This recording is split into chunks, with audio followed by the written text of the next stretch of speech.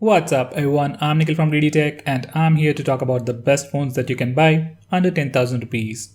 Now there isn't a perfect phone out there. Every phone has its own pros and cons, and especially in this price segment, you really can't get everything. So you have to compromise somewhere, whether it's display, performance, sensors or something else. So just pick one priority, whether it's performance, cameras or a better display, and then choose the phone. Now with all that said, the first phone that I want to suggest is the Redmi One. Now the base variant is priced at 9,000 rupees for 3GB of RAM and 32GB of storage, but there are other variants. If you can slightly increase your budget, always go for the better variant. Now coming to the highlights of the phone, it has a complete glass build.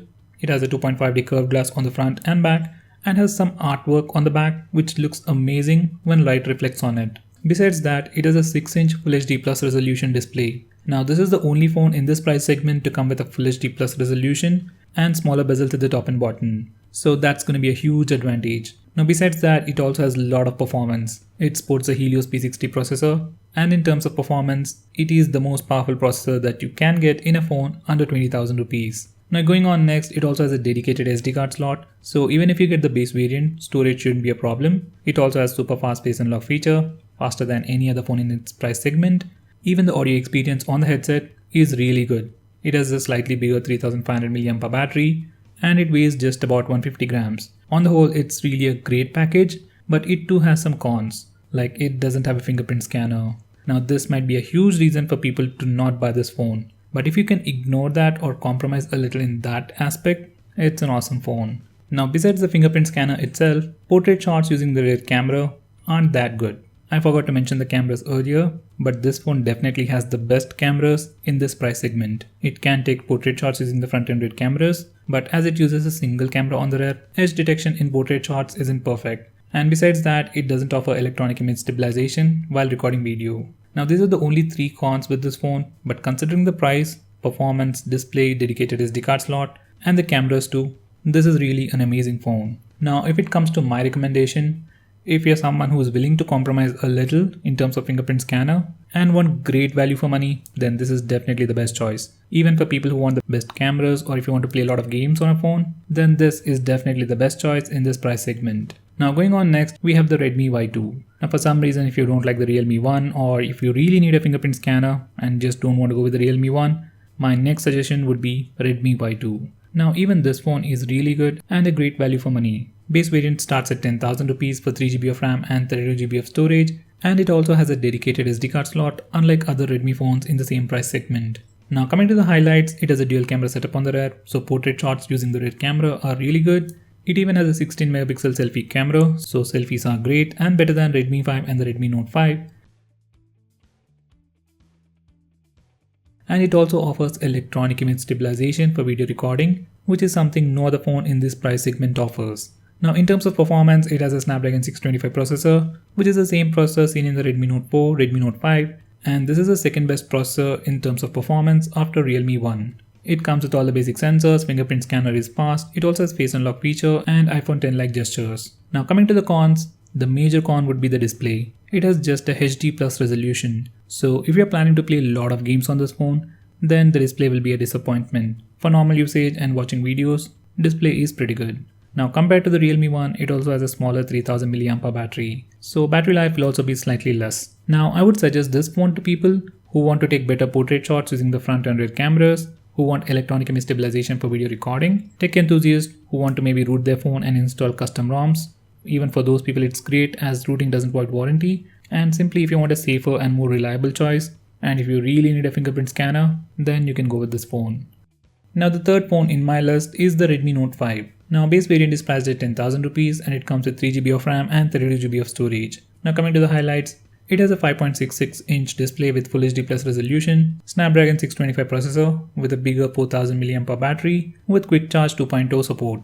Now coming to the cons, it's heavy at 180 grams, front camera is not that good, especially it's not wide angle camera, it doesn't offer electronic image stabilization, and most importantly, it doesn't have a dedicated SD card slot. Now if you're a very normal user and want something stable, you don't need the best cameras but you want a bigger, better display with good battery life and good performance, then you can go with this phone. But I would still recommend you to go with Realme One if you are willing to compromise a little with the fingerprint scanner. Anyway, going on next, I'll suggest you Infinix Hot 6 Pro. Now this phone has been recently launched at 8,000 rupees and it will be sold exclusively on Flipkart starting from 17th July. Even I didn't use it personally, but I'll be doing the unboxing and other videos pretty soon. Now I am recommending this phone in the 4th place considering the specs and my usage of Infinix Hot S3. Now coming to the highlights, it has a 5.99-inch display with HD plus resolution. Yes, just a HD plus resolution, just like the Redmi Y2. It has 3GB of RAM and 32GB of storage and a dedicated SD card slot. Comes with a dual camera setup, so it should take good portrait shots, and a regular 5MP front facing camera with a 4000 mAh battery. Now coming to the cons, it's about performance. Now this phone comes with a Snapdragon 425 processor and it's pretty good for a normal user, but considering phones like the Realme 1 and the Redmi Y2, this phone is definitely lacking in terms of performance. If your budget is strictly 8,000 rupees, then you can consider this phone, but I would suggest you to add 1,000 or 2,000 more and consider buying the Realme 1 or the Redmi Y2. Now the next phone that I want to suggest you is the InFocus V3. Now it starts at 7,000 rupees and it's sold exclusively online on Amazon.in. Now coming to the highlighting features, for just 7,000 rupees, you're getting a 5.7-inch full view display with a dual camera setup on the rear and an 8MP front facing camera. And unlike any other phones, the secondary camera on this phone is a wide angle camera. It can take portrait shots using the front and rear cameras. Obviously they are not perfect, but they are pretty good and cameras are really good on this phone.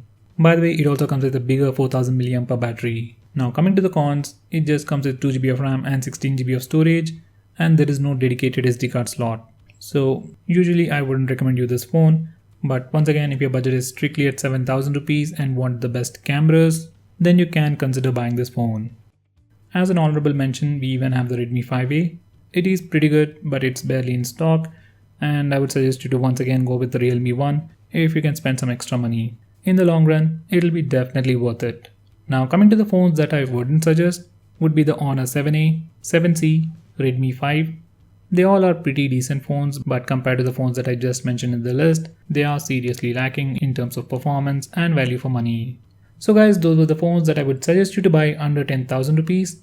Now which of these phones do you like and would you prefer to buy under 10,000 rupees? Do let me know by commenting below this video, and if you're planning to buy any of these phones, use the link in the description. It really helps the channel. If you want us to make any specific video, tweet out to us with the hashtag AskGreedyTech on Twitter and we will try to make it as soon as possible. I'm Nikhil from GreedyTech signing off. Have a nice day.